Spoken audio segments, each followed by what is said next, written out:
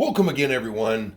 Jerry's Old Guy Review and what I will call part one of the Rock Hobby FMS Atlas 4x4 110 scale. So, I have been driving this truck. Hold on one second, I forgot a prop. Where is that thing at? Get it out of my safety. Okay. So, I've been driving this. We talked about some weird things when I first looked at it. Of course, the beautiful body is not one of those things. The 5-link front suspension is weird. The rear bumper, weird. The short shocks with no shock hoops, weird. But none of these are insurmountable. So I decided, I got this truck for the body. I mean, I love this body. Look at that thing. The fake high racks. Not everyone loves the high racks. I take my Fordyce with the factory wheels on it, and I take Ron Phoenix that was custom built with the high racks on it, and I love high racks. I just love the way they make a truck look tough. But, once again, what's weird on these? The tires are fake high racks. High racks are pretty soft. Oh, guess what? These tires are also pretty soft once you work on the foam. So I'm going to show you that. My object is to find things in my bins to make this truck slightly better. Now, I will tell you, I already made a video that showed the 2 stages of this truck. On the workbench, on the course. Well, I screwed that video up. So now you're going to get 2 videos, part 1, part 2, before the build. So this video, we're just going to look at the truck a bit. I'm going to show you some of the weirdness, what I'm thinking. And then the second video, I will release them both simultaneously, part 1 and part 2, is just going to be on the indoor course, which a lot of you from the Versus Challenge saw the 1 piece. Well, this course now has 3 pieces, and you'll get to see that. So let's start with the tires. Not bad, but as light as this truck is, which when we do the part 3, once we start tearing it down, we're going to have numbers. Pretty stiff. Now, when I did the original high racks, do I have those on 2 vehicles? No, I've got J-Concept landmines, which I love. Oh, I do have them on the Gladiator and Ron Phoenix, and didn't pay attention either time. So, as you know, I like the details. So here's a little preview. Here's what I've done with the rim. So it's got a little detail. Doesn't look too shabby.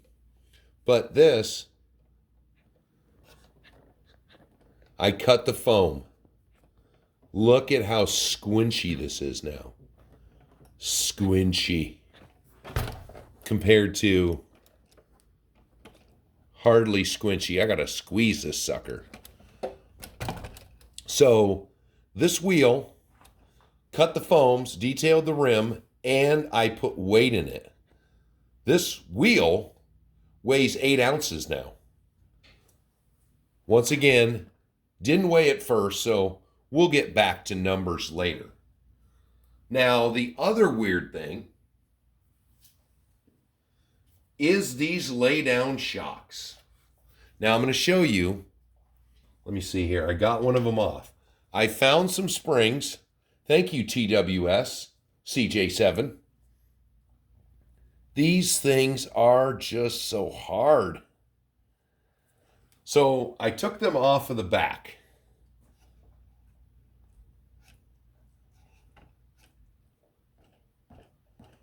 So we don't have the boing, boing, boing, boing, boing, boing, boing. Better, but they're still really short. So what I did was dug around in the bin, and because I was such a fan, what did I do with the axial? So here's the number. So I had this bit, and I had these shocks.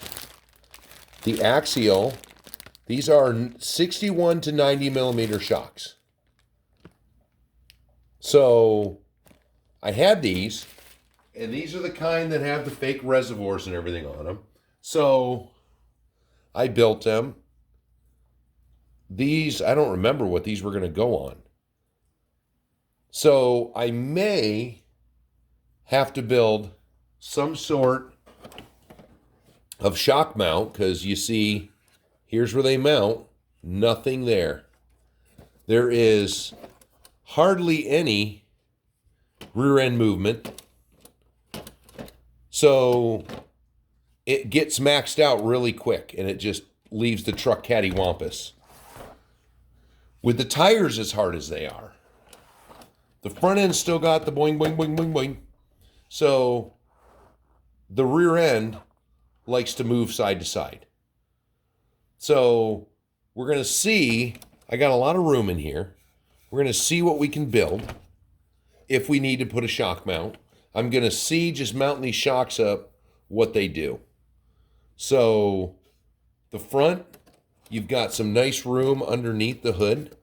So I could make some shock mounts that might fit in there. You know, just a little bit, but just to get some more play out of this. What else? Okay. FMS's bumper setup is weird. I can't just, take this front bumper out. It's just all part of this front end. And actually, there's a mount for the servo right there. So I'm probably, because I like the side lights, we might just have to cut this down a little bit, do some trimming on it. It gets hung up a lot, and it sticks out. Why? I mean, we can put a winch on there, but anything you put in there, well, why, is right here. That's why. That's why it sticks out. So this has the 1040 speed control in it. Bada bing. Which has crawler or boat. Those are the two modes.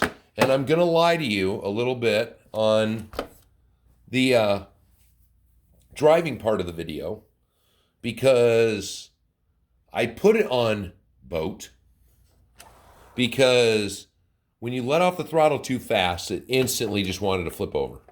So I tested that, and then I put it back. And then I forgot that I had done that a few days later. So right now,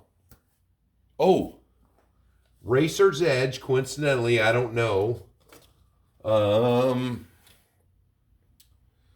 These are 12 millimeter hub adapters, which are a little bit beefier, because these plastic hubs that come with this truck just constantly want to stick. There's those little guys. There's the Racer's Edge. So we're going to get some width. It's metal. Yeah, maybe a little weight. But because of the weirdness of this hub, I had to drill them out. So the inner hub, that's not where the screws are, was too fat for any one of my hubs. So I drilled this one out. Now it fits really tight. It's going to give it a little more clearance. I don't have to use because these rims are too short, you got to use a washer on it to even tighten them down. So you've got, let's see if we got a good front end view. You know, here's where the racer's edge is. You can see it clears all the hardware. And then not so much on this side. So we're going to widen it a little bit. We're going to put some weight in it. And that's where we're basically going with this. Of course, detail it up. The next time you see it, we're going to be in the assembly process. Oh, like I said too, there it is in the bottom. You got 2, 4, and a panhard. So we're going to take one of these links out to make it a true panhard setup. Well, and we'll see. What else? Oh, so I found out, where is it? Oh, they're on the front links. So right here, you've got these on the front and the rear and the front, and there's nothing in the back. So for this truck and for the Michigan, you can buy a leaf spring option for that, which gives you, this one's got a couple extra bits for the front. All the rear ones, it's going to replace the big part of the plastic. So you can run leaf springs on it.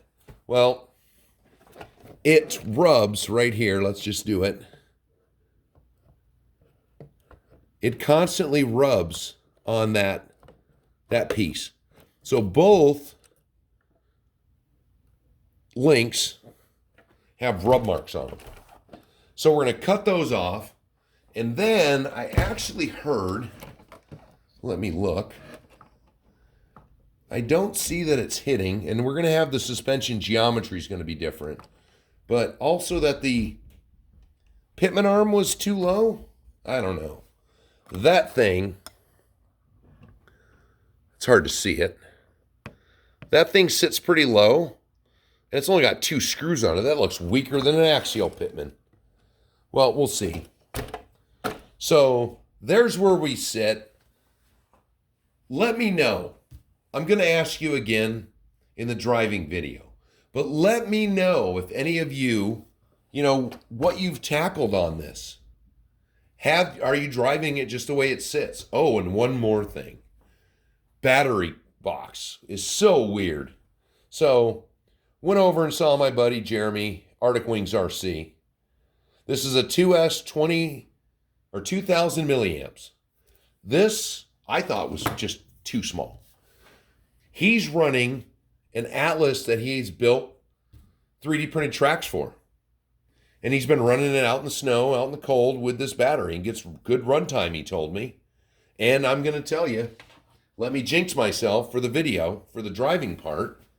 It's probably going to die in the video because I've literally been, back and forth on this course. This truck has just been completely weird to drive. So I'm hoping that once we do some modifications, putting weight down low, we're going to see what happens. So once again, let me know in the comments if you've done any modifications, what you've done.